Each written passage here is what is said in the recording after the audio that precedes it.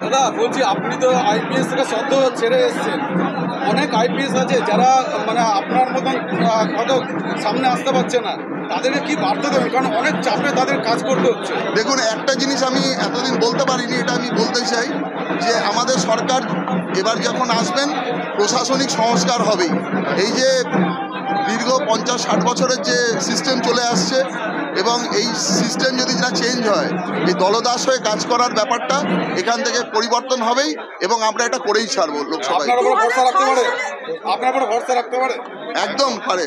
এটা আমার জুনিয়রদের জন্য এবং সিনিয়রদের জন্য বোধ তাদের জন্য বার্তা, যাতে কোনো রকম আমরা চাই মেরুদণ্ড সোজা থাকুক এবং নিরপেক্ষভাবে কাজ করুক। তার জন্য আমার পার্টি বা ওনার পার্টি ডিফারেন্স যেন না হয়। অতীতের নির্বাচনে দেখা গেছে বীরভূমে প্রচুর সন্ত্রাস হয়েছে, সেই সন্ত্রাসের মোকাবেলা কিভাবে করবেন? অতীতে দেখা গেছে প্রতিটা নির্বাচনে সন্ত্রাস হয়েছে প্রচুর, সেই সন্ত্রাসের মোকাবেলা কিভাবে করবেন? সেই সন্ত্রাসের মোকাবেলা করার জন্যই ইলেকশন কমিশন সচেষ্ট আছে এবং আমরা বিভিন্নভাবে যা আমরা যে ব্যাপারগুলো আমরা পাচ্ছি সেগুলো আমরা টাইম টু টাইম জানাবো এবং আশা করব এবার ইলেকশন অত্যন্ত শান্তিপূর্ণ হবে। তথাপি আমরা প্রত্যেকটি ঘটনার উপরে নজর রাখছি। বিভিন্ন সময় দেখা গেছে দলের অন্তর্কলহ সংবাদ মাধ্যমের সামনে উঠে, আপনি কিভাবে সেগুলো সামাল দেবেন? প্রথমত কোনো কলহ নেই। প্রথম কথা, কোনো ঘরে যদি 3-4 জন ভাই থাকে, প্রত্যেকের আলাদা ওপিনিয়ন অনেক সময় ফর্ম করে, এটা কোনো ব্যাপার নয়। আমাদের পার্টি সবচেয়ে বেশি মানে সুশৃঙ্খল পার্টি।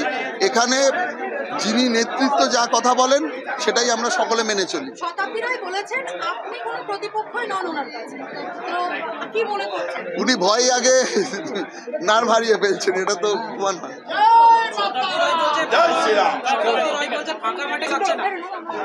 উনি ফাঁকা মাঠে খেলতে ভালো লাগছে না, তো ওনার আরো যদি মনে হয় আরো কিছু উনি ক্যান্ডিডেট দাঁড় করিয়ে ওনার প্রতিপক্ষ বাড়িয়ে দিক, আমি কি করতে পারি ভাবছি। আমরা জিতছি, আমরা আর কিছু ভাবছি না। আমি বলে হ্যাঁ,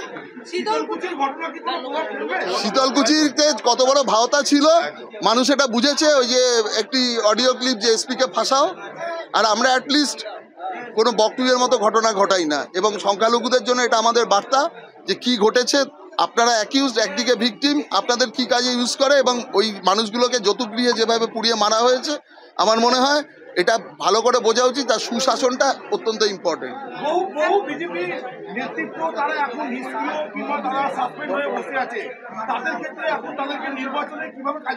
আমাদের প্রত্যেকটি কর্মী সক্রিয় আছেন, কোনো নিষ্ক্রিয়র কোনো ব্যাপার নয়।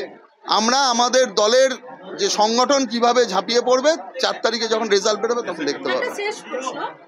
আমরা বিধানসভা নির্বাচন বা তার আগে যেটা দেখেছি, যেগুলো শহরাঞ্চল সেখানে বিজেপি লিড পেয়েছে বিভিন্ন ভোটের নিরিখে, কিন্তু যেগুলো ব্লক অঞ্চল রয়েছে সেখানে বিজেপি অনেকটা ভোটের নিরিখে পিছিয়ে রয়েছে। সেগুলোতে কি স্পেশাল করে কোনো কাজ করার ইচ্ছে রয়েছে?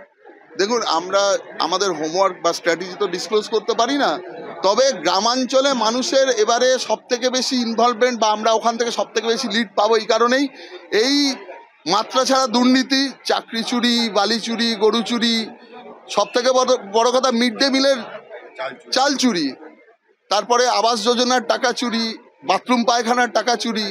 তো মানুষ এখানে গ্রামাঞ্চলের মানুষ সবথেকে বেশি এফেক্টেড। রাস্তার টাকাও চুরি করা যায়, কেউ জানতো না এটা আগে।